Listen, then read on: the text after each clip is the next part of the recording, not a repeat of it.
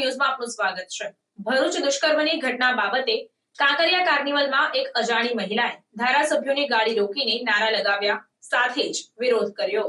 ભરૂચમાં દુષ્કર્મ તથા મૃત્યુની ઘટના બાદ કાંકરિયા કાર્નિવલમાં એક અજાણી મહિલાએ ધારાસભ્યોની ગાડી રોકીને નારા લગાવ્યા અને વિરોધ કર્યો। આ ઘટના કાંકરિયા કાર્નિવલમાં બની હતી, જ્યાં મહિલાએ ધારાસભ્યોની ગાડી રોકીને ન્યાયની માંગ કરી। આ ઘટનાએ ત્યાં હાજર લોકોમાં ચકચાર મચાવી। મહિલાએ નારા લગાવતા અને વિરોધ કરતા લોકોનું ધ્યાન આકર્ષિત થયું અને તેઓએ પણ આ ઘટનામાં સહભાગિતા દર્શાવી।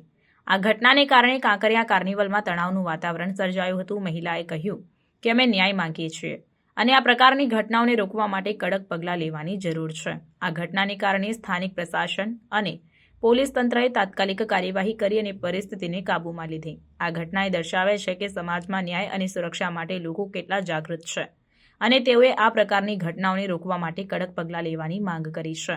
આ રીતે ભરૂચમાં દુષ્કર્મ બાદ મૃત્યુની ઘટના બનતા કાંકરિયા કાર્નિવલમાં મહિલાએ ન્યાયની માંગ સાથે વિરોધ કર્યો અને લોકોનું ધ્યાન આકર્ષિત કર્યું।